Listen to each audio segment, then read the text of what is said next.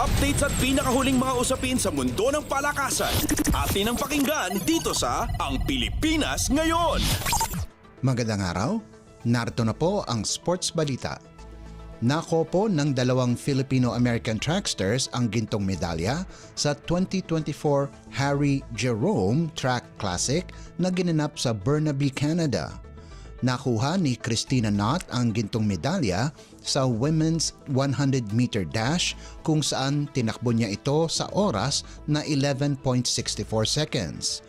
Pumangalawa naman si Victoria McIntyre ng Canada sa oras na 11.94 seconds habang pumangatlo ang isa pang Pinoy na si Zion Corrales Nelson na nagtapos sa oras na 11.95 seconds. Nakuha din ng Southeast Asian Games champion na si Knott ang tansong medalya sa women's 200-meter dash kung saan nakapagrehistro ito ng oras na 23.42 seconds sa likuran ng mga Canadian na sina Zoe Charar at Jacqueline Madogo na nakuha ang ginto at pilak na medalya sa oras na 23.14 seconds at 23.2 seconds ayon sa pagkakasunod. Samantala, ang 6-time Southeast Asian Games champion na si Eric Cray ay ipinakita ang kanyang bilis sa men's 400-meter hurdles sa naitala nitong 49.95 seconds para angkinin ang gintong medalya. Updates at pinakahuling mga usapin sa mundo ng palakasan. Atin ang pakinggan dito sa Ang Pilipinas Ngayon. Binigyan ng rockstar treatment ang Filipino billiards icon na si Efren Bata Reyes kamakailan nang siya'y dumalo sa 2024 World Pool Championship na ginanap sa Jeddah, Saudi Arabia. Nakita ang 69 anyos na tinaguriang The Magician na sinasamahang papasok ng Prince Abdullah Al Faisal City Sports Hall sa naturang 9-ball tournament. May ilang mga litrato ang inilagay ng Matchroom Pool sa kanilang social media page na ipinapakita si Reyes na nakikipagkamayan sa ilang mga players na kalahok sa torneo at mayroon din hawak-hawak ang championship trophy. Nag-organisa din ng meet and greet session para sa mga fans ni Reyes.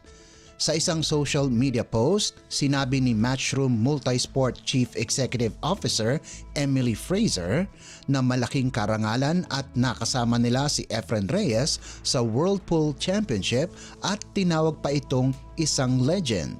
Si Reyes ang kauna-unahang Pilipino na nakakuha ng kampyonato ng 9-ball tournament noong 1999 kung saan tinalo niya si Chang Hao-ping ng Chinese Taipei 17-8 na ginanap sa Cardiff, Wales. Sinundan si Reyes ng apat pang Pilipino kasama sina Alex Pagulayan noong 2004, Ronnie Alcano noong 2006, Francisco Django Bustamante noong 2010 at Carlo Biado nitong 2017. Si Johan Chua ang may pinakamagandang pagtatapos sa torneo ngayong taon kung saan umabot siya ng semifinals bago matalo kay Eklent Kasi ng Turkey 11-6.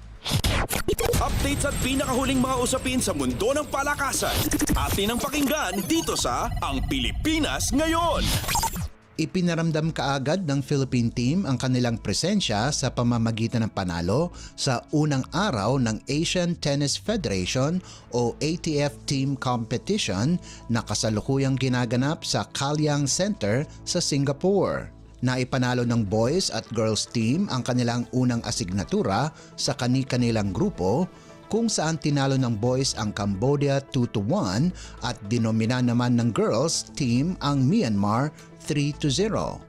11 bansa ang kasama sa Boys 12 Division kung saan kasama ng Pilipinas ang Cambodia, Indonesia at Vietnam sa Group B, habang 8 bansa naman ang kasali sa Girls 12 Division kung saan nasa Group A ang Team Philippines kasama ang Myanmar, Malaysia at Vietnam. Tinalo ni Marcos Go si Sumatra Yok 6-0 at 6-0 habang bigo si Clyde Tunyakaw laban kay Alexander Mikhachev 1-6 at 3-6. Subalit nanaig naman si Tunyakaw sa doubles competition kung saan kasama niya si Carlo Mejia. Tinambakan ng tambalang Tunyakaw at Mejia ang duo ng Cambodia na sina Mikhayshev at Vuthi Chamroon 6-0 at 6-0. Sa panig naman ng girls team, tinalo ni Elia Paglanlunan si Ayan Phu Thue ng Myanmar 6-1, 6-0 habang linampaso ni Maristela Torrecampo si Yin Myo Ai 6-0 at 6-0.